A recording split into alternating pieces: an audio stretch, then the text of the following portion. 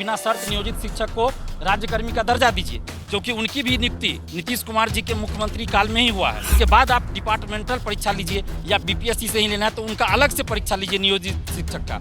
आप फ्रेश जो ले रहे हैं, जो नए अभ्यर्थी है शिक्षक अभ्यर्थी, उनके साथ उनको मत मिलाइए, अलग अलग एग्जाम लीजिए। शिक्षक अभ्यर्थियों और नियोजित शिक्षकों के साथ भी अन्याय नहीं होना चाहिए। हम ये सरकार से मांग करते हैं कि उनके साथ आप न्याय कीजिए। तो 6 to 8 का जितना भी सीट खाली है, सरकार से हम ये मांग कर रहे हैं कि सबसे पहले आप 6 to 8 की जितनी रिक्तियां हैं उन सब पे वैकेंसी निकालिए, क्योंकि सबसे ज़्यादा अभ्यर्थी इसी में है। जितना अभ्यर्थी पास कर चुके हैं पात्रता परीक्षा, आप उससे ज़्यादा रिक्ति है बिहार में, लेकिन लोग फॉर्म नहीं भर सकते क्योंकि उस विषय के लिए STET हुआ ही नहीं। और सीटेट जो पास है वो 11-12 के लिए अप्लाई ही नहीं कर सकते हैं। हियरिंग में फॉर्म भरने के लिए मौका दिया जाए, ये हम लोग की मांग है और इसीलिए हम आज प्रेस कॉन्फ्रेंस बुलाए हैं। तो सरकार से हम यही मांग कर रहे हैं। नमस्कार, आप देख रहे हैं द बिहार टॉप। मैं हूं आदेशपुरी। बिहार में लंबे चौड़े स्तर पर शिक्षक बहाली होनी है। बीपीएससी बहुत जल्द इसको लेकर नोटिफिकेशन जारी कर सकता है, लेकिन आपको बता दें कि छात्रों की तरफ से ऑब्जेक्शन भी है।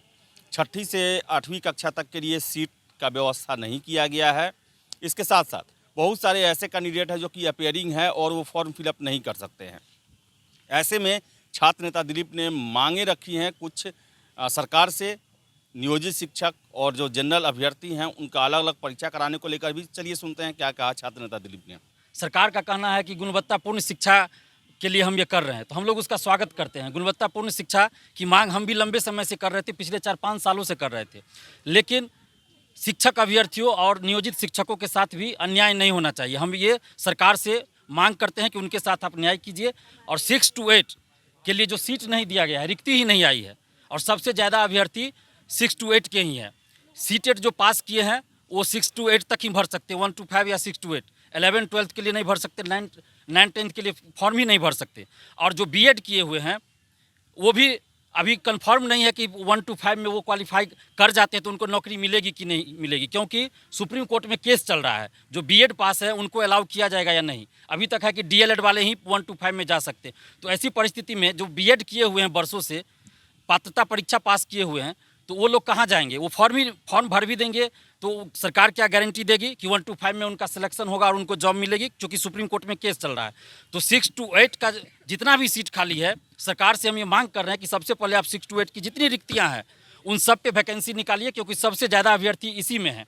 इसके बाद 2011 के बाद STET परीक्षा आर्ट्स विषय के लिए नहीं हुआ है। जो 2019 का चल रहा था वो साइंस के कुछ सब्जेक्ट के लिए हुआ, अभी कॉमर्स के लिए हुआ, लेकिन आर्ट्स विषय के लिए हुआ ही नहीं है। और सबसे ज़्यादा अभ्यर्थी आर्ट्स विषय के लिए। तो फिर आप वैकेंसी तो निकाल दिए, 1,70,000 दिखा दिए, उसमें भी नियोजित शिक्षक भी भरेंगे, तो फिर ये जो पूरा सीट है वो भरेगा ही नहीं, खाली रह जाएगा इसमें सीट। क्योंकि अब जितना अभ्यर्थी पास कर चुके हैं पात्रता परीक्षा, आप उससे ज़्यादा रिक्ति है बिहार में, लेकिन लोग फॉर्म नहीं भर सकते क्योंकि उस विषय के लिए STET हुआ ही नहीं। और सीटेट जो पास है वो 11-12 के लिए अप्लाई ही नहीं कर सकते हैं।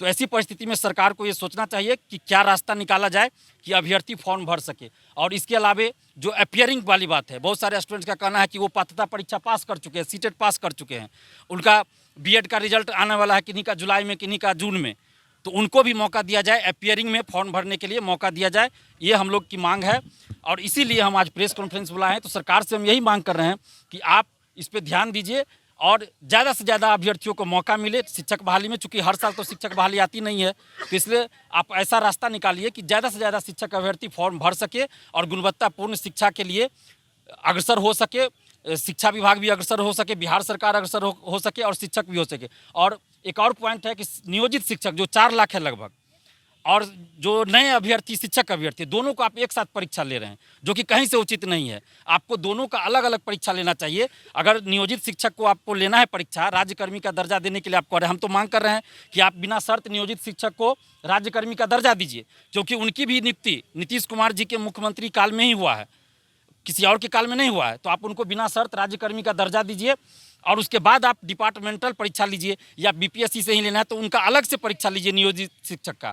आप फ्रेश जो ले रहे हैं, जो नए अभ्यर्थी है शिक्षक अभ्यर्थी, उनके साथ उनको मत मिलाइए, अलग अलग एग्जाम लीजिए। ये हमारी मांग है, पारदर्शिता रहे, जिसका तो चर्चा बीपीएससी के चेयरमैन अतुल प्रसाद जी ने कहा ही है कि पारदर्शिता रहेगी, तो उसके लिए हम धन्यवाद देते हैं बीपीएससी के चेयरमैन साहब को कि उन्होंने इस बात को रखा है कि हम पारदर्शिता लाएंगे और धांधली सेटिंग नहीं होगी, पेपर लीक नहीं होगी।